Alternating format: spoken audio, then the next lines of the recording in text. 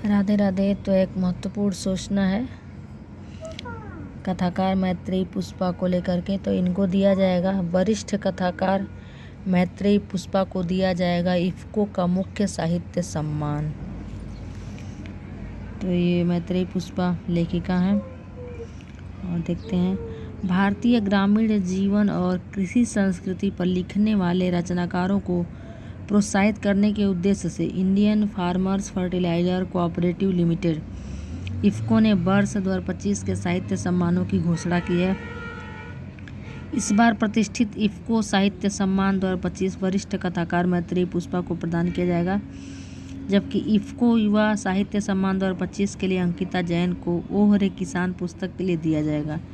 इफ़को के अनुसार दोनों रचनाकारों को 30 दिसंबर को नई दिल्ली स्थित इफ़को सदन में आयोजित विशेष समारोह में सम्मानित किया जाएगा। मुख्य साहित्य सम्मान के तहत 11 लाख रुपए, प्रतीक चिन्ह और प्रशस्ति पत्र दिया जाएगा, जबकि युवा साहित्य सम्मान के अंतर्गत 2.5 लाख रुपए, प्रतीक चिन्ह और प्रशस्ति पत्र प्रदान किया जाएगा। दोनों रचनाकारों का चयन वरिष्ठ साहित्यकार चंद्रकांता की अध्यक्षता वाली समिति ने किया, जिसमें नासिरा शर्मा, अनंत विजय, यतीन्द्र मिश्र, उत्कर्ष शुक्ल और डॉक्टर नलिन विकास शामिल थे। इफ़को की यह पहल ग्रामीण समाज और कृषि आधारित कहानियों, उपन्यासों और साहित्यिक अभिव्यक्तियों को बढ़ावा देने के लिए वर्ष 2011 में शुरू की गई थी। संस्थान का कहना है कि गांव की मिट्टी, किसानों के संघर्ष, महिला जीवन और सामाजिक बदलावों को रचनात्मक रूप से स्वर देने वाले लेखक इस सम्मान से देश भर में साहित्यिक जगत के केंद्र में आते हैं। मैत्रेयी पुष्पा का श्रमित साहित्यिक सफर।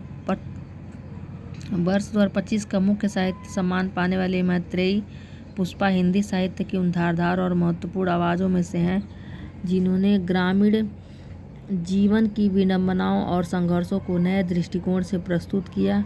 उनका जन्म 30 नवंबर 1944 को अलीगढ़ जिले के सिकुर्रा गांव में हुआ था। जीवन का बड़ा समय बुंदेलखंड में बीता। झांसी से एमए हिंदी साहित्य करने के बाद उन्होंने साहित्य की दुनिया में अलग पहचान बनाई। अंकिता बोली पुस्तक में छोटे किसाने की व्यथा को उभारा।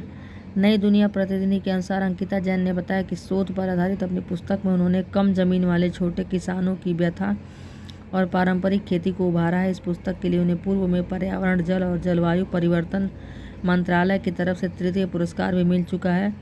मूल रूप से गुना जिले की निवासी अंकिता अब तक आधा दर्जन से अधिक पुस्तकें लिख चुकी हैं। तो इनको ओह रे किसान के लिए युवा पुरस्कार दिया जाएगा। तो मैत्रेयी पुष्पा ने क्या कहा? मैत्रेयी पुष्पा ने कहा, गांव की महिलाओं की कहानियों ने किया प्रेरित। साहित्यकार बनने और गांव की कहानियों पर लिखने की प्रेरणा के बारे में पूछने पर मैत्रेयी पुष्पा ने कहा, मैंने गांव को करीब से देखा है। वहां के लोगों का संघर्ष देखकर मुझे लगा कि गांव पर कोई खास लिखता नहीं। यही सोचकर लिखना शुरू किया। जिंदगी सिर्फ रोमानियत में नहीं गुजरती, संघर्ष भी होता है। गाँव की महिलाओं को देखा कि वह कैसे बिना सहायता के लड़ रही हैं। जब महिलाओं को सहयोग नहीं मिलता है तो वह ज़्यादा साहसी हो जाती हैं। बस यहीं से मैंने ठान लिया कि स्त्री विमर्श को उठाऊंगी। मेरे पात्र बोलने से ज़्यादा करते हैं, इसी से बदलाव आता है। इनकी प्रमुख कहानियों को देखते हैं। मैत्रेयी पुष्पा की प्रमुख कृतियों में कहानी संग्रह चिन्हार, गोमा हस्ती है, ललमनिया, समग्र कहानियाँ और उपन्यास इद्दनमम, अगन पाखी, अलमा कबूतरी, बेतवा बहती रही, चाक, फरिश्ते निकले शामिल हैं। फैसला कहानी पर बनी टेलीफिल्म बसुमती की चिट्ठी और इद्दनमम पर आधारित धारावाहिक ने भी उनका साहित्य लोगों तक पहुंचाया।